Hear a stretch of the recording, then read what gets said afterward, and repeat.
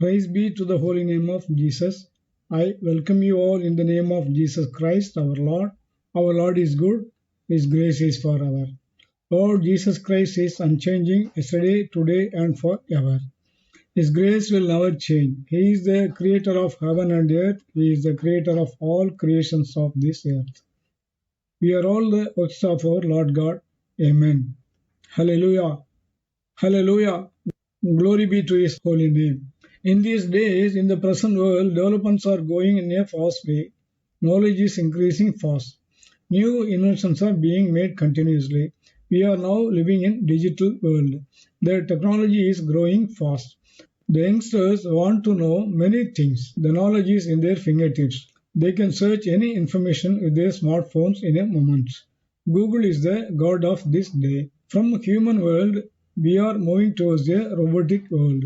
From physical world, we are moving towards a virtual world. What we dream, we can create through our computers and see and live virtually. We now started to travel by electric vehicles instead of petrol or diesel vehicles. We travel with a driver or self-driving car, but soon we will travel by driverless car. From the present travel by car on the roads, we will soon fly in the car in the air. Our earlier generation, our forefathers, they lived according to the comforts available on those days. They invented many things and did many developments. They ran their race and finally they entered into their lost destination. Every man will be born in this earth, live for certain years and leave this world and reach his final destination, death. But the mystery behind the birth and death is not known, not clearly understood by many in this world. But it is true that birth is there and death is there. This is happening daily in this world and it is for everyone. Today we will see how the human being came into existence according to the scientists as well as the Holy Bible. For our meditation, let us read Genesis chapter 1, verse 26 to 28. And God said, Let us make man in our image after our likeness, and let them have dominion over the fish of the sea, and over the fowl of the air, and over the cattle, and over all the earth, and over every creeping thing that creepeth upon the earth. So God created man in his own image. In the image of God created he him, male and female created he them. And God blessed them, and God said unto them, Be fruitful, and multiply, and replenish the earth, and subdue it, and have dominion over the fish of the sea, and over the fowl of the air, and over every living thing that moveth upon the earth. Today we will see the topic theory of evolution and origin of man in our message. First, we will see what are all the four theories of evolution. There are different stories existing in this world on how the human race came into existence. Different religions teach different theories. Scientists also try to prove by different theories on different occasions on how the living things came into existence. The Bible teaches us how the first man was created. Let us see the different theories of evolution and the scripture for our edification and grow in our spiritual life in our Lord Jesus Christ further. The four main theories of evolution are 1. Lamarckism, 2. Darwinism, 3. Mutation theory, 4. Neo-Darwinism or synthetic theory of evolution. We will see the postulates of these theories, evidence, criticism, and significance of these theories. In our last message, we have seen the first two theories of origin of man. 1. Lamarckism, 2. Darwinism. Today, we will see the third theory, mutation theory of evolution. This mutation theory of evolution was proposed by a Dutch botanist, Hugo de Vries, who lived between 1848 and 1935 AD. In 1901 AD, he published this theory in his book entitled Species and Variations, Their Origin by Mutation. He worked on the plant evening primrose, Monothera lamakiana. According to de Vries mutation theory, new species appear by sudden heritable changes. This theory was given by Hugo de Vries, a Dutch botanist. He was director of Botanical Garden, Amsterdam. He observed different types of primrose. From the observation, he postulated the mutation theory. Let us see the postulates of mutation theory. One, new species appear by sudden changes called mutations. Two, all organisms have tendency to mutate. Three, individuals showing mutations are called mutants. Four, mutations are indeterminate and can be useful or harmful. Five, mutations can occur in different numbers of the same species. 6. Mutations can appear again and again, generation after generation. Experiment done by de Vries. Hugo de Vries cultured O. lamarckiana in botanical gardens at Amsterdam. The plants were allowed to self-pollinate and next generation was obtained. The plants of next generation were again subjected to self-pollination to obtain second generation. Process was repeated for a number of generations, and the following observations were made by him. 1. Majority of plants of first generation were found to be like the parental type and showed only minor variations, but 837 out of 54,343 members were found to be very different in characters like flower size, shape, and arrangement of buds, size of seeds, etc. These markedly different plants were called primary or elementary species. 2. A few plants of second generation were found to be still more different. Finally, a new type much longer than the original type called O. gigas was produced. He also found the numerical chromosomal changes in the variants. Example, with chromosome number 16, 20, 22, 24, 28 and 30. Up to 30, the normal diploid number is only 14.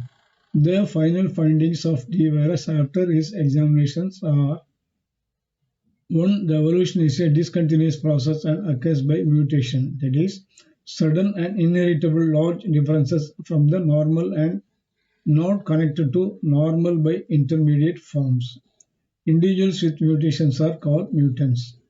2. Elementary species are produced in large number to increase chances of selection by nature. 3. Mutations are occurring so that the second mutants appear again and again. This increases the chances of their selection by nature. 4. Mutations occur in all directions, so mutation may cause gain or loss of any character. 5. Mutability is fundamentally different from fluctuations, that is, small and directional changes. So, according to mutation theory, evolution is a discontinuous and jerky process in which there is a jump from one species to another, so that new species arises from pre-existing species in a single generation, and not a gradual process as proposed by Lamarck and Darwin. Now let us see the evidences in favor of mutation theory. The evidences of mutation theory are: 1. Appearance of short-legged sheep variety, Ankan sheep from long-legged parents in a single generation in the year 1791 AD.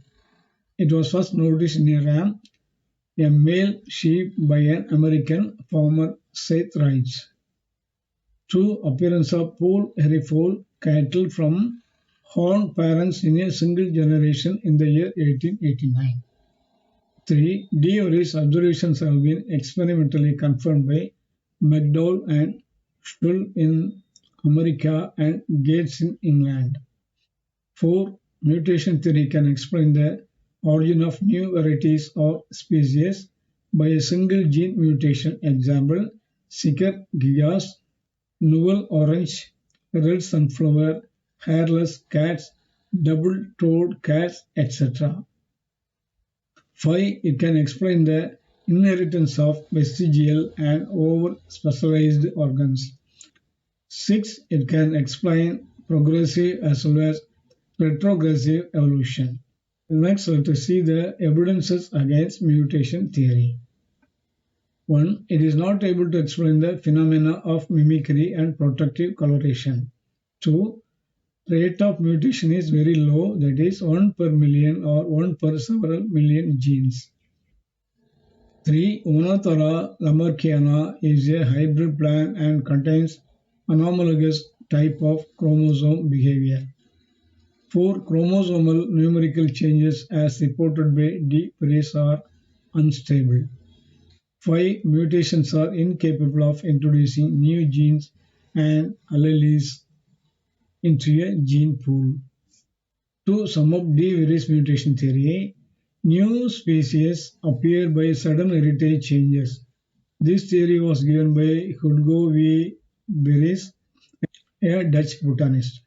He observed different types of primrose in his examination. According to his mutation theory, 1. New species appear by sudden changes called mutations. 2. All organisms have tendency to mutate. 3. Individuals showing mutations are called mutants. 4. Mutations are indeterminate and can be useful or harmful. 5. Mutations can occur in different members of the same species. 6. Mutations can appear again and again, generation after generation. But this mutation theory, 1. Cannot explain mimicry, that is coevolution. 2. The rate of mutation is low. 3. Evolution is gradual but mutation is abrupt. Let us see the significance of D. Paris theory of mutation. 1. Mutations are important for evolution. 2. Mutations introduce variations that are then selected by nature. 3. Mutation provide the raw materials on which natural selection can operate.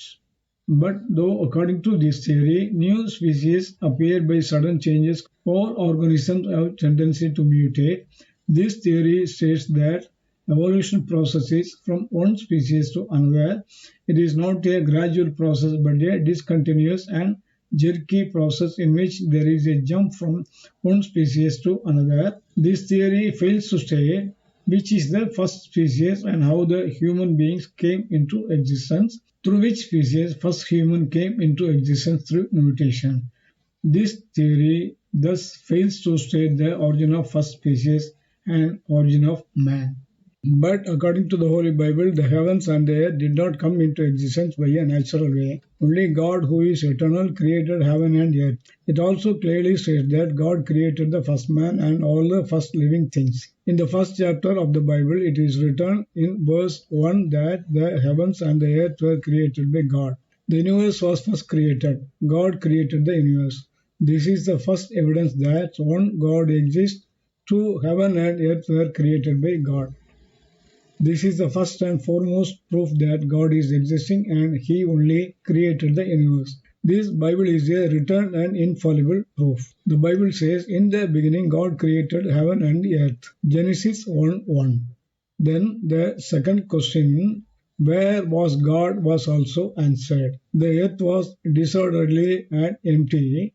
There was darkness over the depths. The Spirit of God was waving on the water. Genesis 1:2. Here we come to know that God created the heaven and earth. The earth was 1. Without form, 2. Void, 3. Darkness was upon the face of the deep. God, who does not have a body and who is in the form of spirit, moved upon the face of the waters. So God, who created heaven and earth, had to regulate every part of this earth. Thus God, the creator of the universe, created everything in the universe and commanded every aspect of the universe to be in their respective places. This is how He created the sun, the moon, all the lifeless things, and then created creatures and finally man and puts them in their respective places. Thus God created, number 1, in the beginning God created the heaven and the earth. Number 2, and God said, let there be light, and there was light. Number 3, God divided the light from the darkness, and God called the lights day, and the darkness he called nights, and the evening and the morning were the first day. Number 4, and God said, let there be a firmament in the midst of the waters, and let it divide the waters from the waters. And God made the firmament, and divided the waters which were under the firmament from the waters which were above the firmament. And it was so. And God called the firmament heaven, and the evening and the morning were the second day. Number 5, and God said, let the waters under the heaven be gathered together unto one place, and let the dry land appear. And it was so. And God called the dry land earth, and the gathering together of the waters called he seas. And God saw that it was good. Number 6, and God said, let the earth bring forth grass, the herb yielding seed, and the fruit tree yielding fruit after his kind, whose seed is in itself upon the earth. And it was so. Number 7, and God said, let there be lights in the firmament of the heaven to divide the day from the night, and let them be for signs and for seasons and for days and years. And let them be for lights in the firmament of the heaven to give light upon the earth. And it was so. Number 8, and God made two greater lights, the greater light to rule the day, and the lesser light to rule the nights. He made the stars also. And God set them in the firmament of the heaven to give light upon the earth, and to rule over the day and over the nights, and to divide the light from the darkness. And God saw it was good. Number 9, and God said, let the waters bring forth abundantly the moving creature that hath life, and fowl that may fly above the earth in the open firmament of heaven. And God created great whales, and every living creature that moveth, which the waters brought forth abundantly after their kind, and every winged fowl after his kind. And God saw that it was good. And God blessed them, saying, be fruitful and multiply, and fill the waters in the seas, and let fowl multiply in the earth. Number 10, and God said, let the earth bring forth the living creature after his kind, cattle and creeping things, and beasts of the earth after his kind. And it was so. And God made the beasts of the earth after his kind, and cattle after their kind, and everything that creepeth upon the earth after him. God saw that it was good. Number 11, and God said, let us make man in our image, after our likeness, and let them have dominion over the fish of the sea, and over the fowl of the air, and over the cattle, and over the earth, and over every creeping thing that creepeth upon the earth. So God created man in his own image, in the image of God created he him, male and female created he them. And God blessed them, and God said unto them, be fruitful and multiply, and replenish the earth, and subdue it, and have dominion over the fish of the sea, and over the fowl of the air, and over every living thing that moveth upon the earth. And God said, behold, I have given you every herb-bearing seed which is upon the face of all the earth, and every tree in the which is the fruit of a tree yielding seed, to you it shall be for meat. And to every beast of the earth, and to every fowl of the air, and to everything that creepeth upon the earth, wherein there is life, I have given every green herb for meat. And it was so. And God saw everything that he had made, and behold, it was very good. And in the evening and the morning were the sixth day. We read these things in Genesis chapter 1, verses 1 to 31. In Genesis chapter 2, verses from 1 to 4, we further read that, thus the heavens and the earth were finished, and all the host of them. And on the seventh day God ended his work which he had made, and he rested on the seventh day from all his work which he had made. And God blessed the seventh day and sanctified it, because that in it he had rested from all his work which God created and made. These are the generations of the heaven and of the earth when they were created, in the day that the Lord God made the earth and the heavens. As such, the Bible makes it clear that from man to species of life, all tree and plants and every herb were made by God. He is the Lord God who created heaven and earth. He is the creator of creations on this earth. It is a great truth that we are all the works of his hand. But the first man sinned. In Eden Garden, Satan deceived him. The Lord Jesus Christ died on the cross for our sins. It is also true that our sins are washed away by his blood. There are millions of people living on the earth who do not know these facts. Therefore, we who are saved are the most blessed people. Blessed are we who have been washed away by Jesus' blood. Yes, we are blessed. We are saved by our Lord Jesus Christ. We must pray to our brothers in this world for their salvation. They are the descendants of Adam, the first man to receive salvation through his blood, through the blood of Jesus. And they should also escape from the everlasting punishment of hell.